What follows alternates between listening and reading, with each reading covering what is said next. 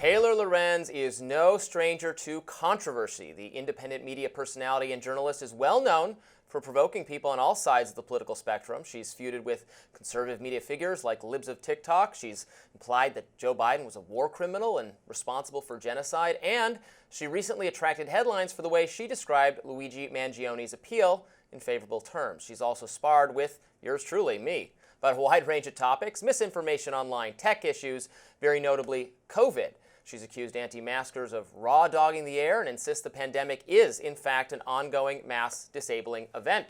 As she tweeted the other day, COVID's a mass disabling event still raging, killing people at pandemic levels, and most people have fallen for government propaganda while their bodies are being ravaged silently by disease.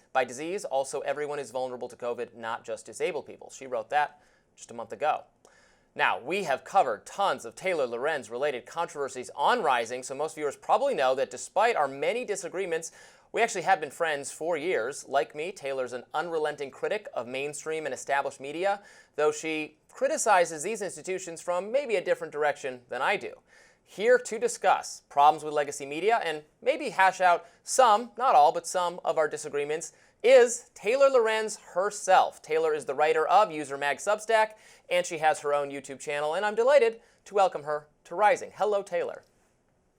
Hi. I didn't imply Biden was a war criminal, by the way. I called him, he is a war criminal. All right, well, let's start off right with that.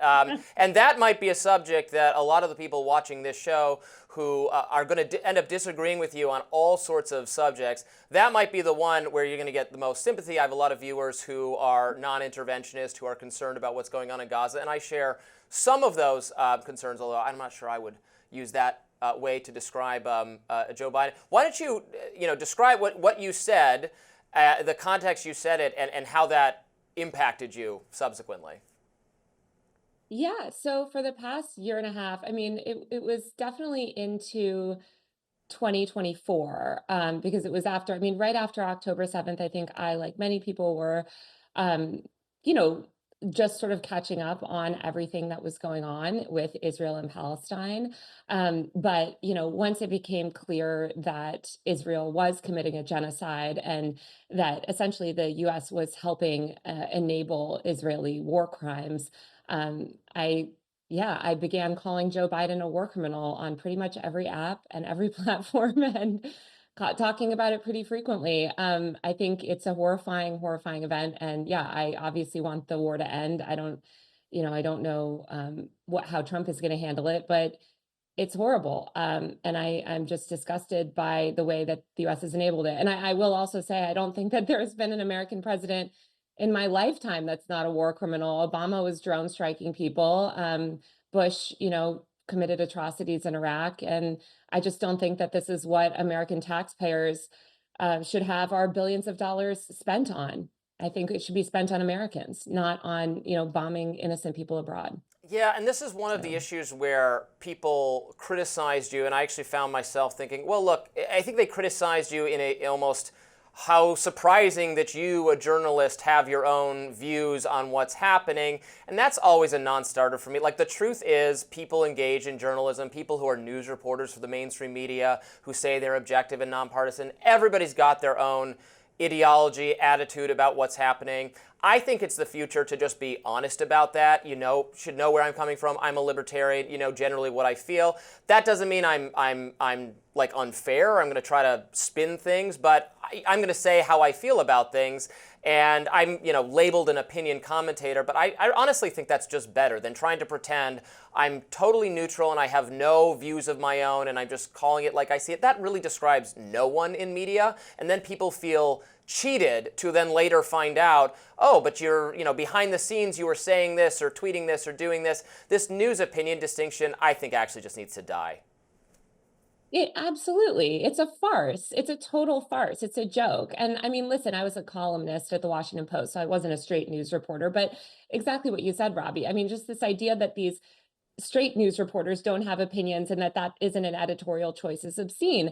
And also, I mean, I've worked at plenty of mainstream institutions that are trying to get laws changed. You know, they'll do a big series on gun rights, right? Trying to get gun laws changed. That's a political act. So, Yeah. you know, I think as we know with mainstream media, it's not that you can't have an opinion, it's that you have to have the right opinion. And if you don't have a specific opinion, you know, it's harder in the mainstream media for you. And so I think that is, yeah. I've always been very open with my beliefs because I think it builds trust. And I think everybody that follows me and reads my work and actually listens to what I have to say, you know, they don't all agree with me, but at least they know where I stand. Mm. All right, we got to get to some ground where we've had disagreements in the past. You've been in the headlines a lot lately for your commentary about Luigi Mangione, specifically saying something along the lines of reacting to him with a kind of joy. And then that interview you recently did where you were, and in fairness to you, I think you were describing his appeal, not necessarily to you, but to his female fans or the fans he has, which they do exist. I find it utterly baffling, but they do exist. But how do you respond to accusations? People say, well, it looks like you're going a little soft on this guy. You know, he murdered someone in cold blood on the street. He premeditated. He planned to do it. And the fact that the healthcare system is bad, we all agree on that, doesn't really, it doesn't excuse the actions, right? Absolutely, yeah. And I never said that it did. I think it's very easy to constantly take everything that I say out of context, which I know the news media likes to do. But here's the reality. There is a fandom around Luigi, and I have said from the jump that it's important to examine that fandom and understand why people have these sentiments towards him. Look, I would never argue that shooting someone dead in the street is not a crime. My point is that framing Brian Thompson as some you know, innocent family man is not really a fair, full picture. It sort of removes you know, the things that he did that harmed a lot of people. You know, he's a CEO of a company that is a that is sort of helping to kill people by withholding healthcare. Does that mean that he should be shot dead in the street? I mean, I think there are absolutely better ways to solve that system. I don't think that shooting people dead in the street is going to fix our healthcare system, you know, on a broad basis. Um, but I think that that's the point, is that I'm trying to make this nuanced point that, listen, when we talk about this guy as, oh, this innocent person, we're sort of absolving him of a lot of the harm that he did, and we need to acknowledge that harm if we ever want to fix the healthcare system. I think this gets to the most serious disagreement I have with you, because you say, okay, so nuance in this situation, and I hear that. I think more nuance is always good and appropriate while still being totally morally shocked and outraged by what happened to the CEO. But, I've been reading a lot of your writing over the years, and you've written about, Nina Jankowicz, Pamela Geller, libs of TikTok, and I think critics of you would say that, when you're describing someone you are sympathetic to, like, for instance, Nina Jankowicz, who you wrote about in the Washington Post, you talk about the harassment and the death threats and all of the bad responses this person got, and which I'm sure is true, but it's... She didn't murder anyone. Well, right, but here's what I'm getting at. It's a lot of, when you're sympathetic, it's a lot of, all the criticism of this person is so evil and wrong and bad, but then, like, when it's actual violence, there's nuance. Absolutely not. Absolutely not, Robby. I would say there's nuance in all of these different situations. Nina Jankowicz was like a government official that was running like a misinformation thing in the government. It has nothing to do with like political violence in terms of But what I'm saying is that you treated the street. harassment that someone you liked was getting as so evil and beyond the pale, Robby, whereas where then actual violence gets nuance. That would be my foundational absolutely. criticism. Let's just be clear. That's not true. I write a lot about online harassment and abuse, as you know. I'm a huge, I mean, this is a major core of my beat, and it's something that I've obviously dealt with as well. Most of us have online. So I believe in nuance in that, on that issue. Absolutely. And I write very critically about these sort of harassment campaigns against people. But just because I write critically about a harassment campaign about someone doesn't mean I'm universally sympathetic to them. I mean, there's a lot of people that I don't agree with politically, that I don't personally like, that, I've written I guess, sympathetically about them because, again, I'm trying to write about them in the context of them being targeted by this very intentionally bad faith or, cruel campaign. Just to go back to the Luigi stuff, I think that we as a society just need to look at where we put our moral outrage. As you said, Robby, I think you just said something like, you were horrified and outraged at the death of Brian Thompson. I think that's great. We should be outraged at violent death, right? But I think that the question that I have tried to raise and many others is why don't we view victims of our barbaric healthcare policies as outrageous? Why aren't we morally outraged about somebody having, a greedy insurance company withholding cancer treatment from a dying patient? We should be equally outraged about those deaths. And so I just want to make sure that in any conversation that we have about healthcare and these CEOs, that we also speak about the murders of the victims rather of our healthcare system. How do you approach the issues of when to reveal, personal information about people you are covering? Because that's one of the things that people on the right have, I think, most gone after you for. Reporting on the true name of Libs of TikTok. Long time ago, you reported on Pamela Geller, who's a known anti-Islamic conservative activist person. You connected the dots on that her daughters are these influencer people, and you published that in the Daily Beast. Her daughters were bringing the mother on stage. So I think if you're a major influencer, so what do you think goes into the decision for when it's okay and when it's not? Yeah, definitely. Yeah. So, I mean, as somebody that's constantly been doxxed, right? Like I am very careful about kind of who and when I cover and how I reveal personal information. My feeling with the Libs of TikTok thing is this lady was literally directly affecting laws in Florida. We had what's DeSantis's press secretary, Christine, whatever her name is, talking about how she was influencing policy in Florida.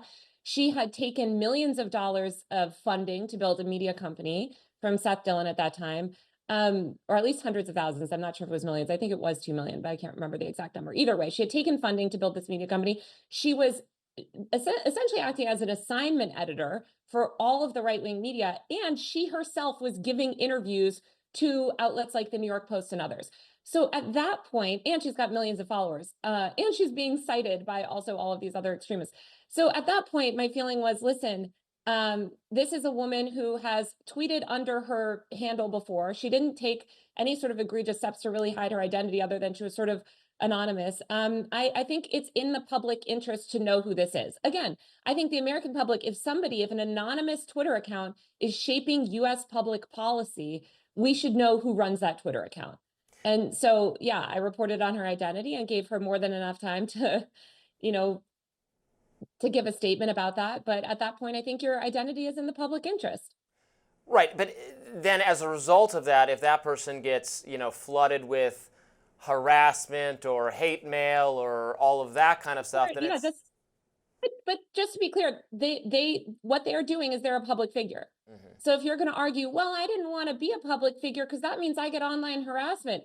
Okay, then why are you giving interviews to Fox News? Why are you directly shaping policy? Why are you building and monetizing your career as an influencer? If you're building and monetizing a career as an influencer, you don't get to complain about being a public figure. But isn't that true of Nina Jankowicz, someone who is in a literal government role to be able to engage in, to recommend policies having to do with censorship, who got a very favorable write-up from you when they decided to shutter that part of the government that she was involved in because of the criticism that was very along the lines of, isn't it so horrible that this person is getting so much harassment? It's like, well, aren't they a public figure? They're actually going to do government policy very directly, not indirectly.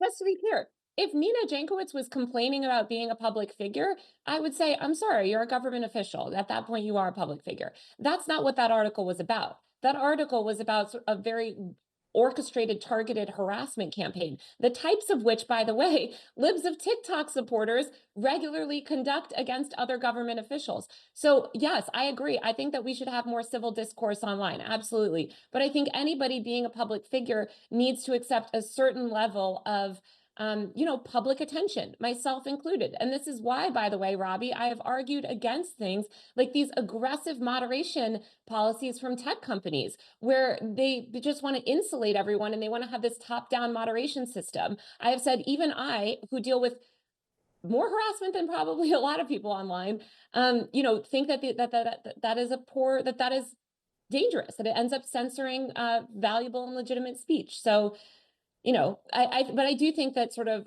targeted harassment campaigns are different than just broad-based complaints about being a public figure.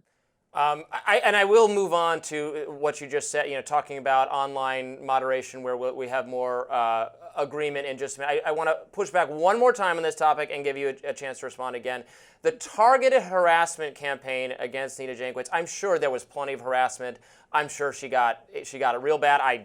I'm not denying that whatsoever. I think that's a little bit, though, delegitimizing that there was some. So I think there was a legitimate basis to be against what she was doing and her specifically, given that she had missed. When I'm looking for people in misinformation roles, what I find time and time again is that they are ideological themselves. They have a good degree of bias and have failed to call it, like, they're not refereeing it, right? They miss the Hunter Biden laptop story, or they flagged as COVID misinformation things that later turned out to be debatable or true. They're just they're fact checkers, and fact checking is a partisan industry, which is fine. I'm not saying to silence them, but they are saying to silence people who disagree with them when they get it right no more often than anybody else. And that was my objection to having her in that role. Someone who, agreed that the Hunter Biden laptop story was misinformation. Like, okay, you got that one wrong. Fine. A lot of people get things wrong, but then do you get to be the one, the referee in these discussions? That's my point. I think both of us, I think we agree on this. And by the way, yes, if I, if I was allowed to say more of my opinions about misinformation, I think that, yeah, I would have put a lot of different things in that story, right? Like, I don't agree with, I've lost Instagram stuff to, quote unquote misinformation that ends up being true. I don't agree with these platforms or the government policing misinformation. Obviously, we see the downsides of that, right now under Trump more than ever, but we also saw it aggressively under Biden. As you mentioned, we saw them trying to censor legitimate information about COVID, about Gaza, about all these other hot button issues. So yeah, I mean, I'm very much against the entire sort of like misinformation, industrial complex, or however you want to put it. I think some writer put it that way, and I think about that a lot. But, I'm for fact checking. I'm for truth. I think the best way to get to the truth is to have open discussions about issues, not ask Meta to censor all discussion of them. Yeah, I really, really agree with that. And I've been heartened to see that seems to be the direction social media companies are moving. They tried really aggressive, I would say ideologically driven moderation from the, 2018 to 2022 period. I don't think it really worked. I think it made people conspiratorial. Then when it actually turned out that some of that moderation was suggested or pushed on the social media companies by literal government actors on a variety of topics, it was eye-opening. I think, you're someone who has worked for a number of, some of the most prestigious mainstream media institutions. You were at the Washington Post. You were at the Hill, this most prestigious of all institution. You were there first, then you were at the Daily Beast. I think you were at the New York Times as well. Now you're an independent content creator, journalist, etc. We're Rising, my show, despite being attached to, again, an excellent media outlet, platforms and talks with a lot of independent content creator. We participate in an independent content creator YouTube world. What do you see as the advantages of that? Is that the way the media is heading? Yeah, if you read my book, Extremely Online, you will know that this is a shift. Whoa, this is a shift that's been happening in media for decades. And I think actually the right recognized it very early and has really centered independent media in their strategy. And that is why much of, independent media is dominated by the right. Liberals hate independent media generally. They've tried to squash it for years, although I think this most recent Trump election seems to have woken them up. Now they want to find a liberal Joe Rogan or whatever. But yeah, I just think that media is not getting less digital and less distributed. And I'm a huge supporter of independent media. And I started independent as an independent blogger. And so now I've returned to independent life. And I'm very happy because I think I can say and do whatever I want. And I think that when you're in the mainstream media, it's just harder to do that. I have great respect for a lot of work mainstream media does, but I think it's also, a system that that has a lot of significant problems. Is there's something conservatives understand, or independent podcast type people that are clearly, I think even the mainstream media recognizes, are part of the story of Trump's reelection, his success in this campaign, the gains he made with young people, particularly young men across the board who get there a lot of news and entertainment from these places, like Joe Rogan, who, Democrats are trying to say we need a liberal Joe Rogan. Joe Rogan was your liberal Joe Rogan until very recently.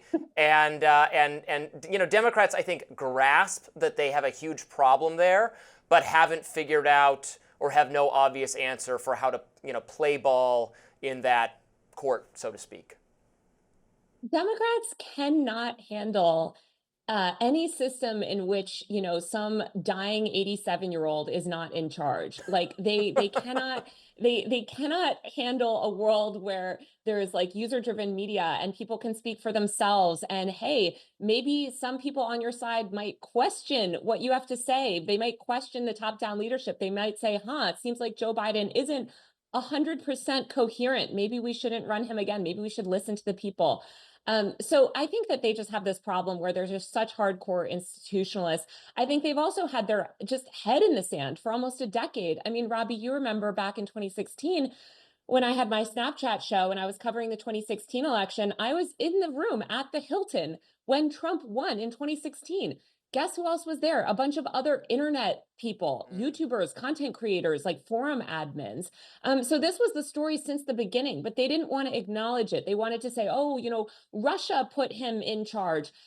No, there was this massive internet groundswell and this online movement that they just tried to delegitimize for so long. And I think at this point they have to face the music because they've lost twice now. And I think they're going to keep continuing to lose overall, as long as they continue to sort of refuse to operate in the media ecosystem. And the way they deal with Democratic influencers now is deranged because they only want to work with these people that are just DNC shills. They don't want any room for dissent. They were literally revoking the press credentials of Democrat influencers that showed up to the DNC because they deigned to, speak to members of the uncommitted movement. So that party, I don't know. Meanwhile, they were trying, and the mainstream media, I think, was complicit in this, trying to suggest that there was this really sincere, bottom-up, groundswell, social media-derived enthusiasm for Kamala Harris. I'm sure there was a little bit of it, but there's been good reporting from Li Fong and other people on how much of that was paid for and was just utterly shallow and fake to some degree. What's your take on the Kamala brat summer or whatever stupid thing we were supposed to believe in? Yeah, I mean, I think that for like a couple weeks, there was this organic groundswell of support because people thought, wait a minute, do we have a Democratic Party that might like be responsive? Like, I don't think any of those people, which was mainly leftists, by the way, that were like, engaging in those tweets, those were not like Kamala fans, but they were like, wait, maybe the Democratic Party isn't just beholden to billionaires and powerful people and their corporate donors, and maybe they are going to listen to people. Maybe okay, Kamala's not great, but we'll get behind her. That was squashed like so quickly. And yeah, there was literally, just almost no organic support online. There just wasn't. It was a bunch of like, these neoliberal influencers kind of trying to astroturf, but it's just nothing compared to an organic movement, which is what Trump and the right have built. And just look at the disparity right now. Even now, they're not funding independent media. I just did a story on this firm Chorus that's now this like middleman that's sucking up all the dollars that would go to independent media on the left. So yeah, I just think people are sick of the partisan politics, by the way. I think that anytime you get online and you're like, I'm a hardcore Democrat or I'm a hardcore Republican, like if you look at the influencers on the right, they criticize Trump, not all of them. Some of them are total sycophants, but a lot of them, even the farthest right ones. I was talking to Natalie Winters recently, like she's very far right, but she's willing to criticize Trump and have those conversations. And I think that's why she resonates so much with her audience. We're going to have to let you go in a minute. I want to get in one more topic, COVID, something we've disagreed on very strenuously in the past. I think you make no secret of the fact that you're often masked at public events when you encounter other people. You're often the only person masked in a sea of unmasked people. Why don't you just tell viewers what that's about, and do you support, I think you've suggested in the past, but I don't want to misquote you. Look, and I'm for everyone, I'm a libertarian. People can, show up in spacesuits to events if they want. I don't care at all. What you do is your problem. It's not my problem. Everyone can do whatever they want. I just don't want any of these policies forced on people any longer. Well, Robby, then I would, if you're a true libertarian and you really believe that, then you should be fighting against the mask bans that Democrats like Kathy Hochul are trying to pass, in New York. It's been disappointing to see other libertarians not fight for our civil liberties and fight for our rights, because I think that if, again, mask bans, this is a free speech issue. This is a self-expression issue. We should fight against this. Airborne disease is real. I don't know what to tell people. Airborne disease is real. COVID can destroy your body. Long COVID, which I think is a really shitty term, it basically means anything that you've been harmed by COVID, is real. We should cut down on disease. Masks cut down on airborne disease. It's pretty simple. They're normalized in lots of other countries, and people should wear them here just the way they wear them in Asia, which has a lot lower rates of airborne disease for that reason. I would love to see more systemic fix. Pardon? The evidence is I would say mixed on. What the public health officials said. Go ahead. No, let's be super clear on this. That there is absolutely no mixed evidence on whether masks, and I mean respirators, N95s, KN95s, stop disease. If you're talking about cloth masks and surgical masks, those are not built to stop airborne disease. So yeah, if you're going to do a and for the 2 years of the pandemic, that's what the health officials told us, by the way, was just wear a mask, wear any mask, it doesn't matter. Well, they also said don't wear masks, right? Public health officials were lying left, right, and center, all the time during that period. So I totally agree with you on that. But again, respirators, N95s, KN95s are great for stopping airborne disease. If you don't want to get sick on your flight, wear one. I'm immunocompromised. I'm going to wear it all the time because I don't have the ability to fight off literally even a common cold. So that is why I'm always wearing a mask. But, COVID, flu, all of these things, COVID and flu are radically different, but any sort of airborne disease sucks. We've got measles going around again. So if you want to stop disease, wearing a mask is a great way to do that. Cleaning the air is another way to do that. We could have more systemic solutions where we demand things like, clean air and upgraded ventilation in buildings. I'm all for that. We're sending kids into these disgusting schools where they just breathe diseased air all day. I would love if that, wasn't the case. So that's what I advocate for. Fair enough. Taylor Lorenz, we appreciate you coming on Rising to discuss these things. Really fun conversation. I really appreciate it, and have a great day. Thanks for having me. More Rising right after this.